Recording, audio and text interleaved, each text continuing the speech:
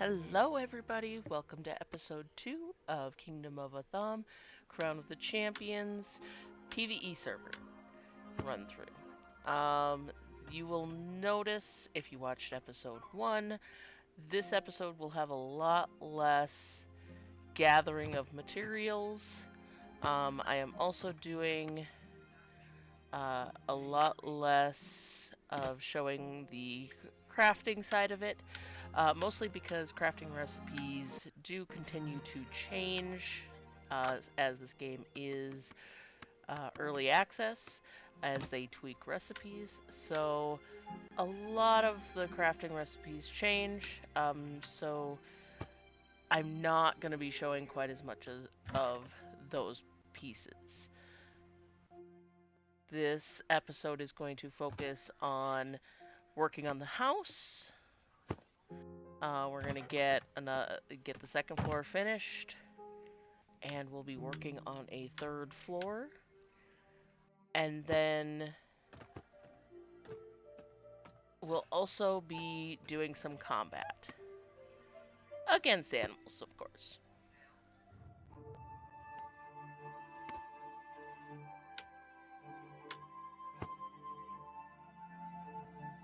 Now there is one thing to note. You'll notice that I picked up the leatherworking station. There are stations that cannot be picked up, such as the furnaces cannot be picked back up. Um, Same thing with the campfire tier 1. I am not sure if tier 2 and tier 3 can be picked up or not.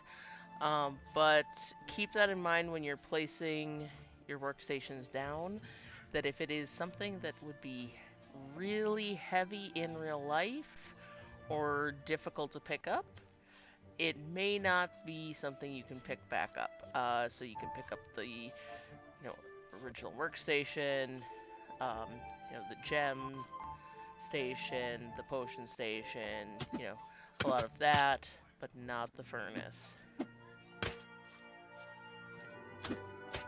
Getting double teamed by crabs. And I'm still using, you'll notice, the beginner spear.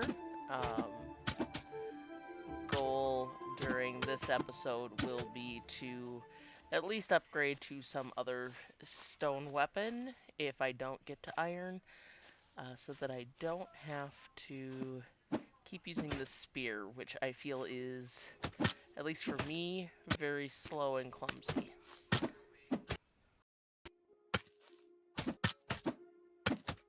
We will be visiting the swamp a couple of times in this episode. Spooky, scary. Also contains some stalkers, which, like I mentioned in episode 1, is the kind of like a panther or other big cat. As you can see, I am not prepared to fight the stalkers, wearing no armor and wielding the intro spear. That bad boy's got 300 health. So I am trying to make a speedy exit. I am very happy to find out here in a moment that he does not follow me across the chains, thankfully. So that was good news for me.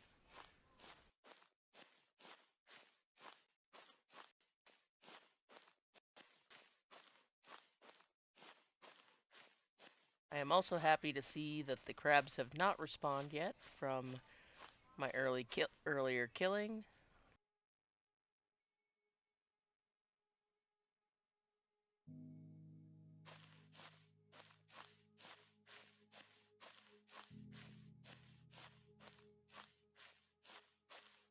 Pop back home.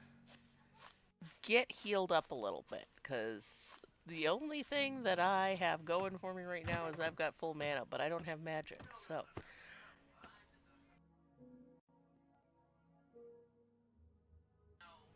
Here we are with the weapon station. I'm gonna place down next to the furnace at the moment. You will see that I move a lot of these around as I am setting up the base as I decide that different things work better in different spots.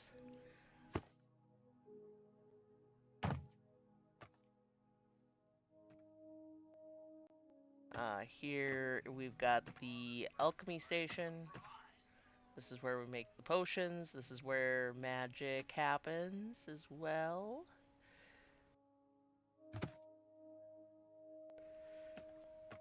The first station that I placed down was the research station, which is where you make a lot of the things that involve the blood ink, or blood that we were talking about.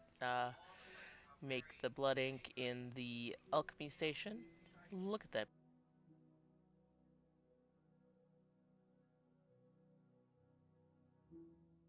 Take a moment to enjoy the scenery before we get back to resource collecting.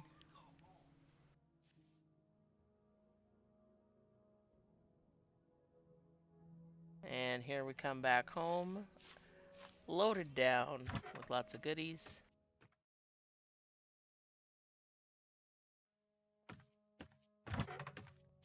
And then we head on back out to load up again. You will notice that I have picked up some potions now. The one with the blue emblem in slot 6 is the health potion. The black one is an energy potion for when my energy drops and I really need a quick pick-me-up.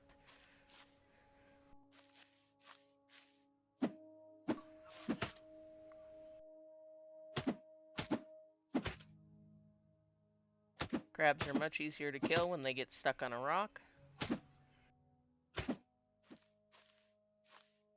This crab, unfortunately, does not get stuck on a rock, so I get my ankles nibbled on.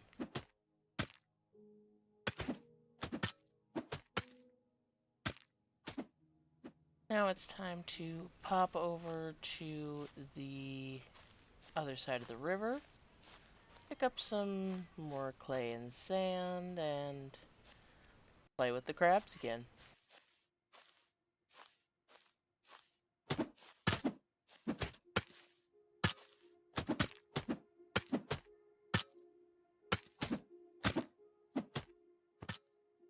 This second crab here snuck up on me, so I need to take a quick run, drink a health potion or two, get an energy potion in me, and then back to the killing.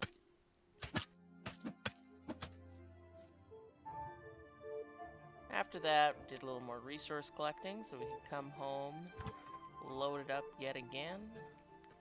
Now we can drop things off, get things cooking in the campfire or in the furnace as needed. Now we can chow down and not be starving to death. Eating some yummy crab claws today.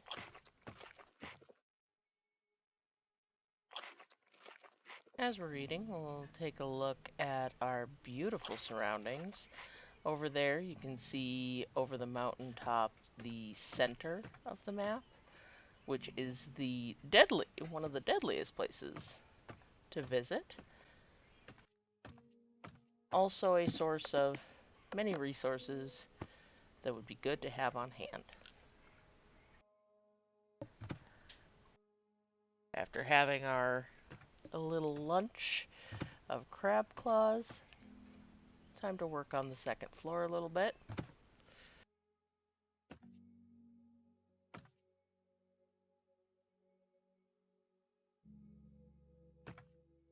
Yet again, struggling with the rules on building, which I can confirm the reason I couldn't do that square is because of lacking a foundation underneath of it. As you can see here, I attempt to try and figure out how to put down a foundation there. that doesn't look completely weird.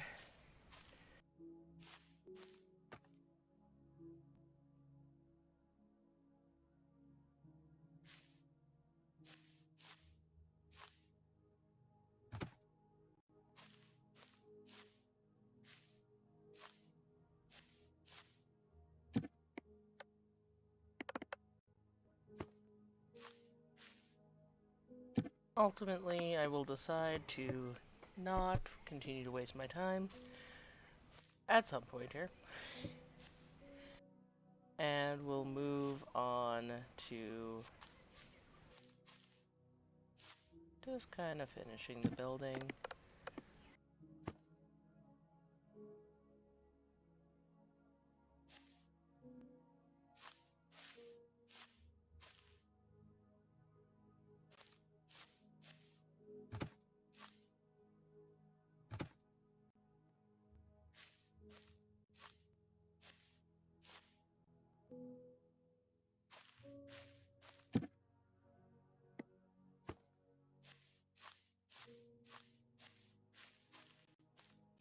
You'll see the area within the green square is our build zone. This is where people cannot steal unless they somehow add themselves to your land claim. Um, also stops building decay, uh, which I haven't really played around with, so I don't know how quickly a building would break down if you didn't take care of having it in the land claim. But I do know, at least if we're talking about a PvP server, this is a very important feature, and essentially makes your land claim one of the most important things to protect, uh, because as soon as somebody can have access to your land claim by breaking down a wall, etc., they can effectively just take and destroy everything, um, because they are part of your group of friends, according to the rules of the game.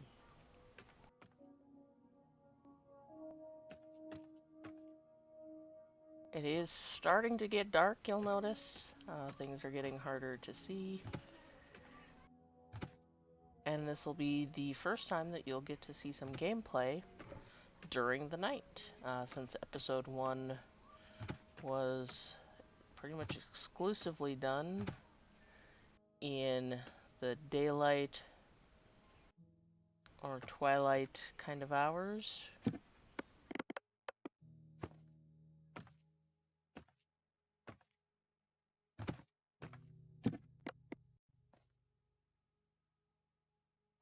Putting down supports will help it so that you can put more ceiling up, even though you may not have walls to support the ceilings. This is helpful on larger areas, or if you want to do some sort of design without walls. Um, Again, probably not the best of ideas in a PvP server, but choices can be made. Running around with my early game torch because it's getting dark enough now that I can't quite see what I was missing. Now I know where I need to build.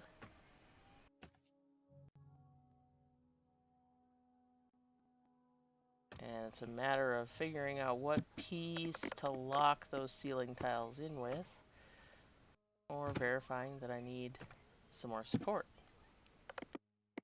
Now you can stack supports as well, I believe, from the looks of that. Which can be helpful. That square just does not want to fill in. There we go. And we get that one. That's one thing I would recommend if you're having a hard time with something snapping into place, if you have more than one choice of uh, other ceiling tiles or other foundation pieces to snap it to, try that, because that might work a little bit better.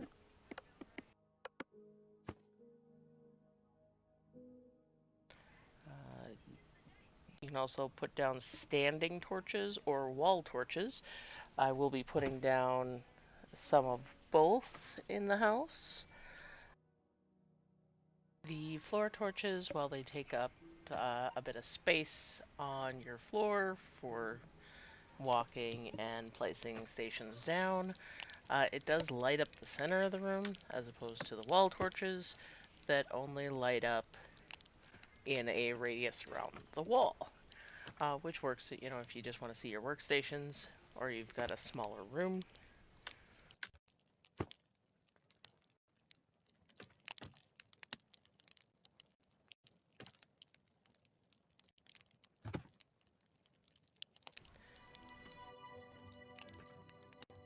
Do a little more rearranging and running around in the dark, getting down the stairs is a struggle. Rope is required in order to do torches, so gotta get a little bit more of that.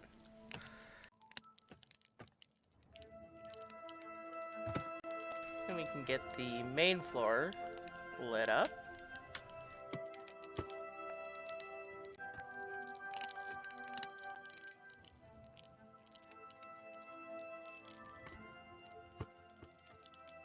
Now we can temper our iron and steel tools once we start creating them, which is absolutely necessary for the weapons. And now we have the gem station where we can make handy little gems, and a liquor station where we can make some wine.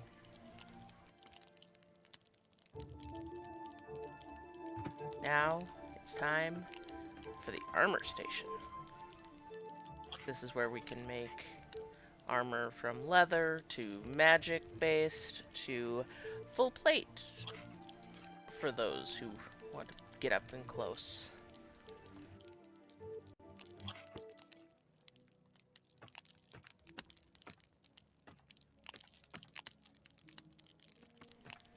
Now my biggest recommendation for anybody playing this game is to try and plan as much stuff around home for when it's nighttime. Night is typically about 20 minutes, and as you can tell, that without a torch, there is not much you are seeing. On a night where there's full moon or lightning, you can get around a little bit, but that's counting on there not being clouds. So now that it's daytime, run around turning off all the torches.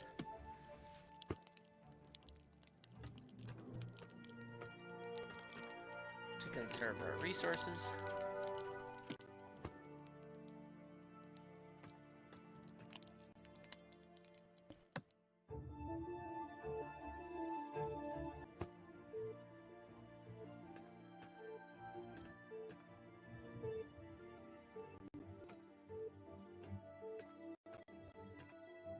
This is one of my favorite views, looking out of the river.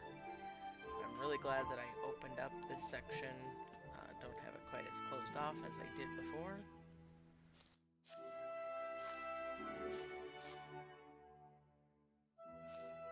Now to find a place to put down planters. Planters are very handy to put down to grow things that maybe you don't have a lot of access to close to your area. Fiber can be a little more difficult in some areas to find than others. certain flowers only grow in certain regions. So there is flowers specific to the human area, the savage area, and the dryad area. So if you're living in one and you're doing gems or potion brewing, you're definitely going to want to have access to all those flowers because they are very essential to a lot of the different magics. Similar to the crystals, but you can't grow crystals.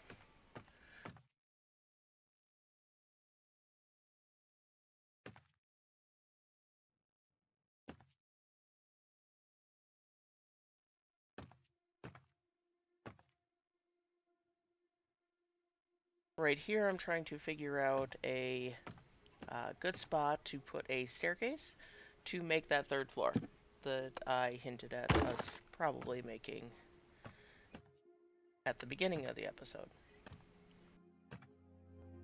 Right now, it'll basically just be a rooftop start of a garden.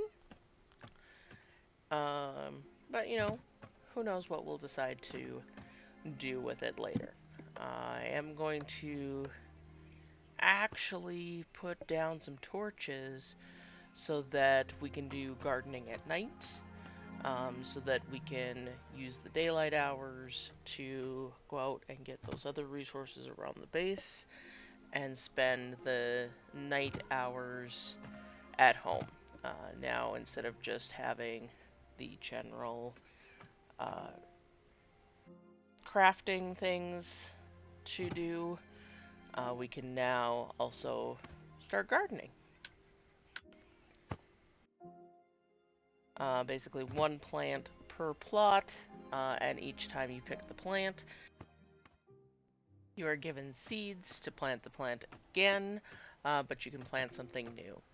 Fertilizer would also be very helpful in this, and water is absolutely required, hence why we have the well, uh, but fertilizer is not mandatory.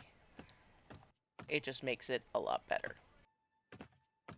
If you use fertilizer, uh, it will make it so that the water lasts longer. So when you water your plant, you get more growth for the amount of water. Um, some things like fiber does not take a lot of water.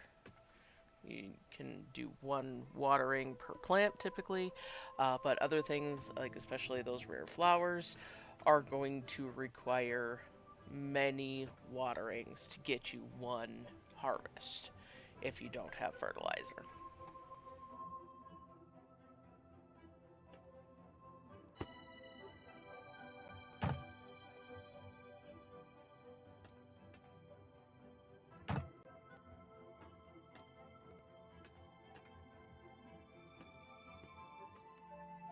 Enough goofing around at base. It's time to go get some more resources while we have daylight, which will include going to visit our dear friends, the crabs.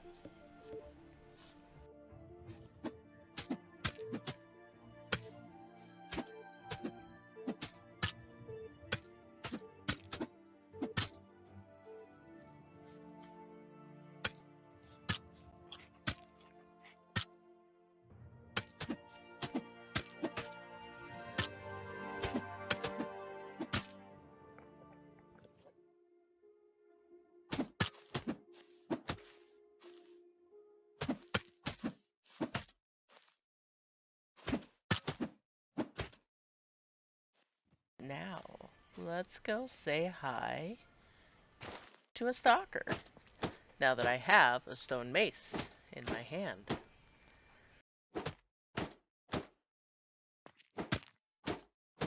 This is going much better than with the stone spear for me. Of course, having the rock right there is probably helping a lot as well.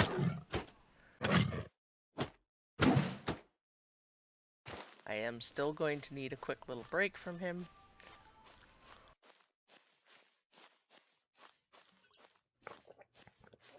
I can chug my one health potion. And then try and finish him off. or we can both die at the same time. Well, that was my first death on this character.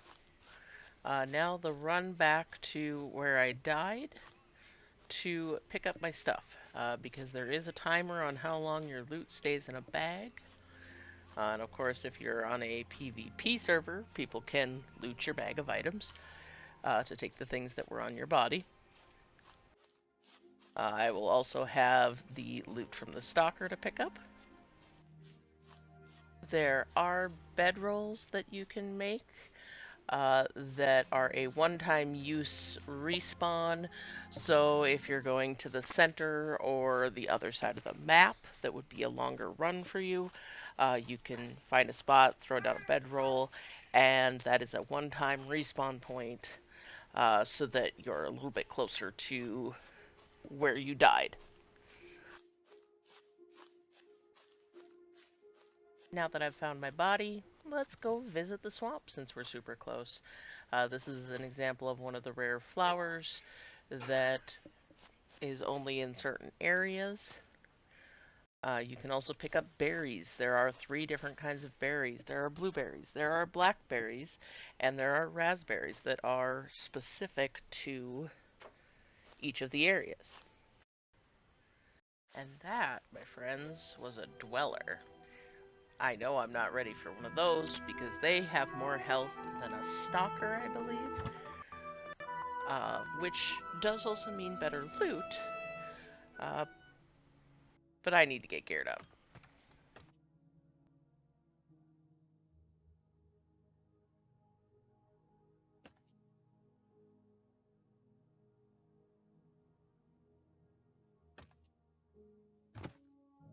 We've created a few more planters, so let's get those put down and get some things planted.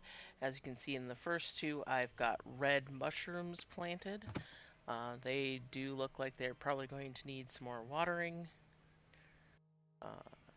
as pretty much everything without fertilizer requires at least a second watering of a full, or at least a partially full watering level, which is 100 water at a time. Buckets hold 1,000 water, but it dishes it out as 100 at a time, so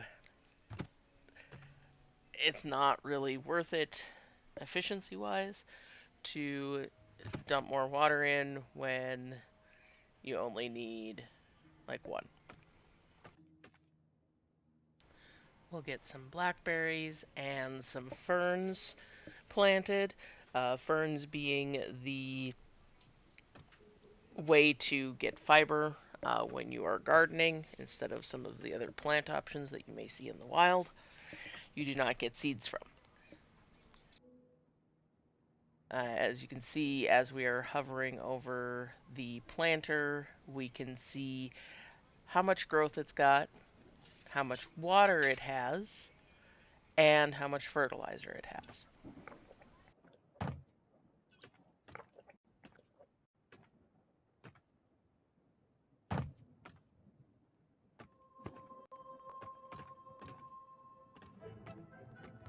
Unfortunately, the mortar does not have multiple levels, so this is probably going to be a workstation that you are going to create multiple of because of how much grinding of things you have to do overall.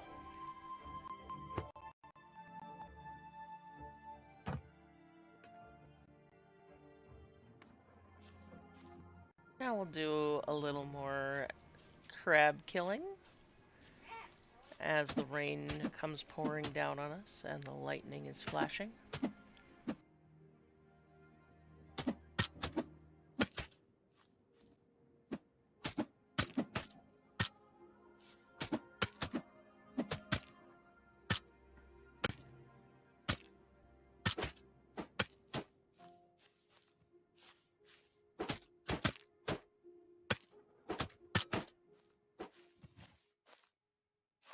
Now these stones here, while beautiful, lovely looking, are not currently mineable.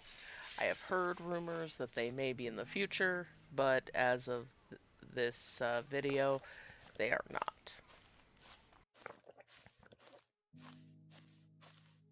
And here we are, home again, with a full inventory to unload. Get a little crafting. You can see all the experience flying. As long as you are within your land claim, any crafting that you start, you will continue to earn XP for. So you can have all of the workstations going and get XP from all of them.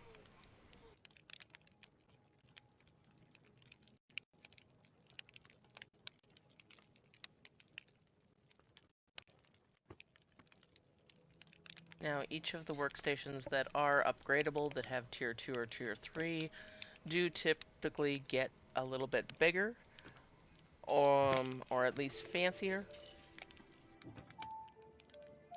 Do a little bit of gardening while it is raining and lightning. It would be really lovely if rain actually watered outdoor planters. But I could see where that would get really complicated. With a little cutscene action, you can see that I have at least some armor. Looks like a helmet and some arms. And we'll work on getting more armor next time. If you enjoyed my content, please feel free to subscribe. I do also stream on Twitch, however not this game, and occasionally post on TikTok. I hope you all have a great day, and much love to you all. Bye-bye.